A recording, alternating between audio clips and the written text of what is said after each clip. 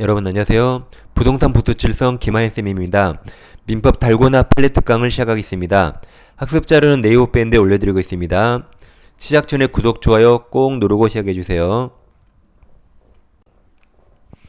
이 시간에는 달고나 제7강입니다. 자, 오늘은 물권법 파트죠. 마지막 부분 75번입니다. 갑과 을이 도급계약 체결합니다. 그래서 소급인이 공사를 하는데 공사를 짓다 중단했습니다. 네, 지금 이게 토지와 독립성이 없는 단순히 토지의 정착물에 불과한 상태에서 공사를 중단했습니다. 왜 그랬을까요? 뭐 돈 안 주니까. 이유는 뻔하죠? 그럼 돈 안 주니까 공사를 중단했는데 을은 공사대금 채권을 받기 위해서 이 짓담한 건물, 이 건물의 유치권 행사할 수 있을까요? 그래서 유치권은 물권으로서 물권의 객체는 독립한 물건이어야 됩니다. 이건 아직 토지와 독립성이 없고 토지 부합물에 불과하죠. 독립성 없으니까 이 짓담은 정착물에 유치권 행사할 수 없습니다. 이건 아직 토지의 정착물입니다. 자, 그럼 토지 정착물이라 그럼 토지의 유치권 행사할 수 있을까요? 이것도 안 됩니다. 을이 토지에 비용 들인 거 아니죠? 그래서 을은 건물에 비용 들였죠. 근데 건물은 독립성 없어서 유치권 X. 토지에 비용 들이지 않았죠? 유치권 X. 결국 둘 다 못합니다. 아직 우리 시험에 안 나왔어요. 75번. 건물 신축공사 도급받은 소급인이 그 다음 말이 중요하죠. 사회 통념상 독립한 건물이라고 볼 수 없는 정착물이 있다. 그 다음 밑줄 이 정착물 유치권 X. 제일 밑에 밑줄 토지도 유치권 X입니다. 76번. 저당권은 자 과실의 원칙 효력 미치지 않죠. 네, 언제부터 미치죠? 압류후부터 과실의 효력이 미칩니다. 그럼 76번. 저당 부동산에 대한 압류가 있으면 압류 이후죠. 이전 X. 이후 저당권 설정자의 저당 부동산에 관한 차임채권 동남쳐요. 차임채권을 두 글자로 뭐라 하죠? 차임채권 두 글자로 뭐 월세? 월세 맞는데 과실이 세 가지죠. 천연과실, 차임채권이 법정과실, 사용이익 세 가지입니다. 압류 후에 미친다. 77번. 특별한 사정이 없는 한 저당권의 피담보 채권 소멸 후 그럼 기피 혼나 말소 등기 없이 피담보 채권이 소멸하면 저당권은 말소 등기 없이 소멸합니다. 그러니까 가로 열고 제가 무효라 써놨죠. 무효. 이미 무효가 됐어요. 그 다음 그 말소 등기가 경로되기 전 그래도 이미 무효입니다. 전에 피담보 채권에 전부 명령이란 법원의 명령, 법원 명령을 받아서 저당권 이전 등기했다. 그럼 이건 절대적 무효라 이전 등기도 무효가 되죠. 이루어진 경우 그 저당권 효력 없습니다. 즉 저당권 을이 있는데 피담보 채권이 소멸하면 이 저당권은 말소 등기 없이 무효가 됩니다. 근데 이것을 1-1에서 전부 명령으로 저당권을 이전받았다. 그래도 을 등기 무효는 절대적 무효죠. 병 등기도 무효 효력 없습니다. 78번. 이제 갑소유 부동산에 저당권이 있는데 세 번째로 2층을 증축합니다. 그럼 이 증축 부분은 1층과 독립성이 없어요. 그럼 1층이 부합된 거죠. 즉 똥배가 불룩 나온 거예요. 그럼 한 부동산입니다. 그럼 저당권은 2층이 미친다. 그럼 이 갑은 면적이 증가했으니까 표시 변경 등기를 해야 돼요. 근데 변경 등기를 안 했습니다. 그럼 2층 부분은 공적 정보에 나타나지 않아요. 근데 저당권자가 경매를 청구하는데 2층 부분이 경매 목적물에서 평가되지 않은 겁니다. 그러더라도 경락인은 2층까지 전부 다 취득합니다. 2층만 케이크처럼 잘라 버릴 수 없어요. 어차피 한 몸이라 경락인은 전부 다 취득합니다. 다음 79번. 갑토지 있는데 우리 토지 빌렸죠. 지상권이나 토지 임차권을 취득해서 지상에 건물 짓습니다. 근데 건물에 저당권이 설정되면 이 건물 저당권은 건물을 위한 종된 권리 여기까지 다 미친다. 종된 권리 다 미치는 거죠. 다음 80번. 저당권 설정 이전 이후 따지지 않아요. 이후 저당 부동산에 부합된 물건은 다 미친다. 그러니까 위쪽에 78번이 있어요. 78번 시간수 보세요. 1번이 갑이 신축, 2번이 저당권 나왔는데 3번이 그 후에 부합됐죠. 다 미친다. 그래서 저당권 설정 이전에 있든 이후에 있든 다 미칩니다. 저당권은 지독한 놈이에요. 이후까지 끝까지 파고 들어갑니다. 이 지독한 놈. 다음 81, 83입니다. 이제 갑부동산에 저당권자 을 채권이 3억인데 갑이 채무자죠. 자, 갑이 지연이자 3년까지 발생했습니다. 이때 갑은 채무자로서 3년 전부 다 갚아야 저당권 말소 청구할 수 있습니다. 그러니까 원금 3억과 지연이자 3년을 다 갚아야 채무자 갑은 저당권을 말소 청구할 수 있다. 근데 여기서 소유자가 병으로 바뀌면 병을 뭐라 부르죠? 제3취득자. 저당권이 있는데 소유권 취득한 자가 제3취득자. 그럼 얘는 채무자 아니죠. 그럼 얘는 360조에 있는 원금 3억과 지연이자 1년만 갚으면 돼요. 왜냐면 채무자는 갑이죠.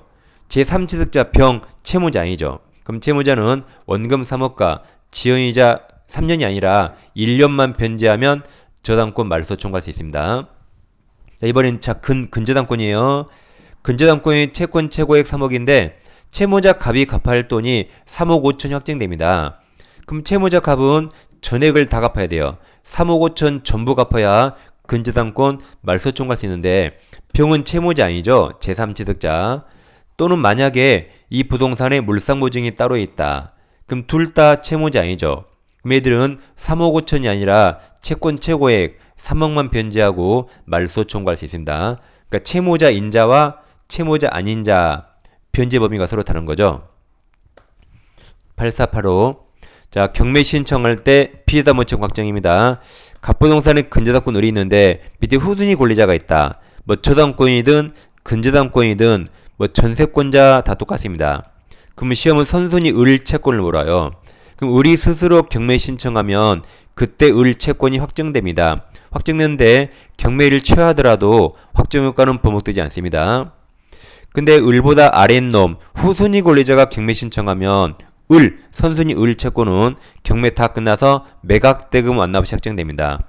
누가 경매 신청했는가를 보세요. 네, 계약법입니다. 먼저 승낙자입니다. 자, 갑이 을에게 청약합니다. 그럼 을은 청약의 상대방이죠. 그럼 을은 청약에 응할지 응하지 아니할지 회답할 의무가 있습니까? 없죠. 그냥 개무시하면 되는 거죠. 그래서 청약자가 일정 기간 내에 이의가 없으면 승낙한 것으로 간주한다 그랬어요.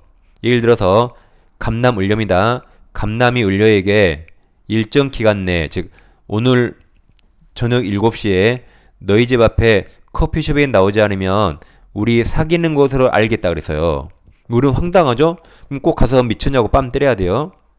안 됩니다. 뺨 때리지 마세요. 선수예요, 선수. 이런 드라마 보면 여자 을이 커피숍에서 물을 쫙 찌끄러 버리죠. 뺨 때리죠. 그 다음 편에 둘이 손잡고 다니잖아요. 그놈 선수예요. 그러니까 가지 마세요. 그냥 개무시하면 된다. 그래서 상대방 을은 이런 말에 구속당하지 않아요. 갑이 뭐라고 짓거려도 개무시하면 돼요. 상대방 을은 그 말에 구속당하지 않는다. 그 말은 사귀어요, 안 사귀어요? 안 사귄다, 안 사깁니다. 개무시하세요. 다음 2번에서 자, 쌍무계약 당사자 일방이 상대방 급부가 이행불능이 된 사정 결과로 상대방이 취득한 대상물에 대해서 급부 청구권을 행사할 수 있다 하더라도 그 당사자 일방이 대상 청구권을 행사하려면 그러면 거저 먹어요? 줄 건 줘야 돼요? 줄 건 주고 대상을 청구하는 거죠. 그래서 그 뒤에 상대방에 대해서 반대급부 이행할 의무가 있다. 줄 건 주고 대상을 청구합니다. 3번. 자, 매매계약에서 실제 면적은 180평밖에 안 되는데 계약을 200평을 했습니다. 그러니까 계약은 200평, 실제 면적 180평, 20평이 미달하죠. 그럼 이 계약은 유효입니까? 무효입니까? 여러분 같은 어떻게 해요? 이건 유효고 가서 20평 깎으면 되겠죠? 이건 유효입니다. 유효니까 매도인 담보 책임은 유효일 때 적용되니까 매도인 담보 책임인 대금감액 20평 깎으면 돼요. 이거 유효니까. 이건 무효 아니죠? 그러니까 무효일 때 나오는 부당이득 반환 청구하고 무효일 때 나오는 계약체결상 과실적인 물을 썼습니다. 밑에 두 개는 무효일 때만 나와요. 근데 이건 유효라. 유효인 매도인 담보채무로 가서 대금감액 청구합니다. 다음 이제 동시함유권입니다. 갑파에게 마약이 있는데 을파가 10억에 사는 겁니다. 오늘 밤 12시에 마약과 10억을 동시에 주고받기로 하죠. 근데 갑이 오늘 밤에 마약을 안 가져왔어요. 그리고 을에게 야 너부터 돈 내라 그래요. 그럼 우리 돈 줘요 안 줘요? 안 주죠. 미쳤냐? 왜 내가 먼저 돈 주니? 같이 하자. 너도 마약 내놔. 너가 마약 안 주면 나도 돈 못 줘라고 동시행합의라는 거죠. 그게 미쳤냐 그 말입니다. 그래서 이 돈 안 줍니다. 걔들은 갑에게 총 맞잖아요. 그게 지체 책임 지휘한다죠. 잘 보세요. 을에게 지금 미쳤냐라고 항변권이 있죠. 항변권이 있으려면 상대방 갑은 이행 제공하지 않았어야 돼요. 그래야 항변권이 있습니다. 그럼 을에게 항변권이 있잖아요. 그럼 항변권을 굳이 행사하지 않더라도 항변권 존재만으로 을은 절대 이행 지체 없습니다. 항변권을 행사하여야 틀려요.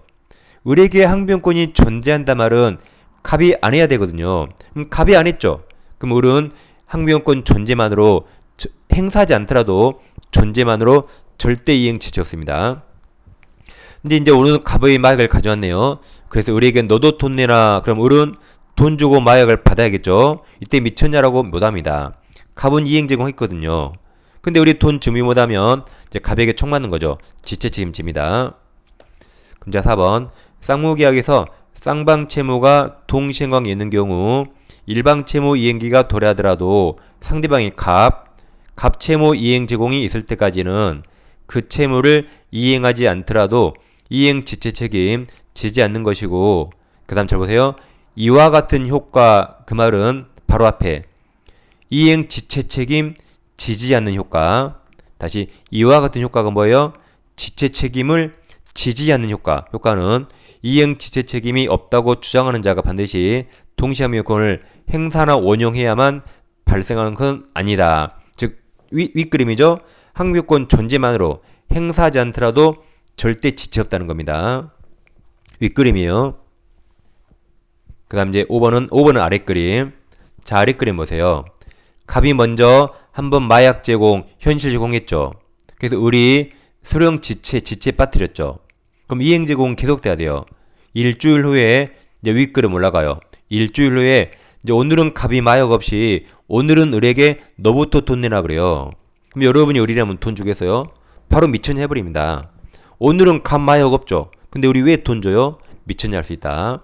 그래서 5번 쌍무계약 당사자 일반 갑이 먼저 한번 현실 제공하고 상대방 을을 수령 지체에 빠지게 했다더라도 그 다음 밑줄은 윗그림 올라가요. 이제 그 이행 제공이 계속되지 않는 경우 과거에 이행 제공이 있었다는 사실만으로 상대방 을이 가지는 동시항변권이 소멸한 건 아니다. 그래서 갑이 오늘은 너부터 돈 내라 그러면 을은 미쳤냐라고 항변권 행사할 수 있습니다. 이 그림 위쪽 아래쪽 왔다 갔다 잘하세요. 자, 이제 제3자를 위한 계약입니다. 갑에게 X가 있는데 우리가 3억의 매매계약 체결하면서 갑이 요청했죠. 제가 소유권 넘겨드리면 매매대금은 병에게 주세요라고 요청하니까 을이 알았다고 승낙했습니다. 갑이 요청한 요약자고 을이 승낙한 낙약자, 병이 수익자가 되죠. 여기서 누가 병에게 돈 줘야 되죠? 을이죠. 을이 돈 줄 채무자고 갑이 채권자, 병이 제3자가 됩니다. 그럼 병을 위한 계약을 갑과 을이 했죠. 그 갑과 을 관계가 기본관계, 기본이라 보상관계입니다. 갑과 병도 뭔가 있겠죠? 이게 대가관계입니다. 그럼 대가관계는 빨강색과 겹친 적 없으니까 제3자를 위한 계약에 어떠한 영향을 미치지 않습니다. 따라서 대가관계가 무효가 되거나 취소가 되더라도 갑과 을은 매매계약 약속 지켜야 돼요. 갑은 소유권 넘겨야 되고 을은 돈 줘야 됩니다. 따라서 대가관계가 무효 취소가 된다 해서 을이 병에게 돈 못 줘라고 대항할 수 없어요. 돈 줘야 됩니다. 한편 을은 기본관계에 생긴 사유로는 병에게 대항할 수 있습니다. 즉 매매계약이 무효 취소가 되면 을은 병에게 돈 못 줘라고 대항할 수 있어요. 그리고 병이 을에게 돈 내라라고 이행 청구하면 을이 그럽니다. 제가 안 준다는 게 아니라 매매가 동시행이라 갑이 나에게 소유권을 넘기지 않으면 나도 아직은 돈 못 줘라고 동시항변으로 병에게 대항할 수 있습니다. 그 다음 6번 제3자를 위한 유상 쌍무계약의 경우 요약자 갑은 낙약자 을의 채무불이행을 이유로 제3자 병 동의 없이 계약 해지할 수 있습니다. 계약은 갑과 을이 했죠. 그럼 취소나 해제도 갑과 을이 자유롭게 합니다. 병 동의 필요 없어요. 병은 계약 당사자가 아니기 때문에. 그 다음 제3자를 위한 계약은 갑과 을이 했죠. 그럼 제3자는 계약 당사자 아닙니다. 따라서 계약을 해제 취소 못합니다. 그럼 해제 못하니까 해조효과엔 원상회복 청구권이나 원상회복 의무도 없습니다. 취소효과엔 부당이득 반환 의무도 없습니다. 권리가 없으니까 효과도 없다. 즉 아래 그림에서 자, 을이 먼저 병에게 3억을 동그라미 1번 지급했어요. 그럼 병이 3억을 받았는데 그 후 매매계약이 무효 취소 나가리가 됐다. 그럼 을은 다시 3억을 받아야겠죠. 근데 병은 받은 3억을 반환 의무가 없습니다. 그래서 병에게 청구하는 거 아니에요. 을은 갑에게 청구합니다. 계약도 갑, 원상회복 마무리도 갑이에요. 병에게 청구할 수 없습니다. 여기도 심이 아주 잘 나오고 있죠. 이 시간에 이제 계약부에 들어왔습니다. 아무튼 팔리는 물건이 많으니까 물건을 더 잘 정리하시고 계약법, 민특법도 마무리 잘 하시면 되겠습니다. 자, 다음 시간에 이어서 하겠습니다. 감사합니다.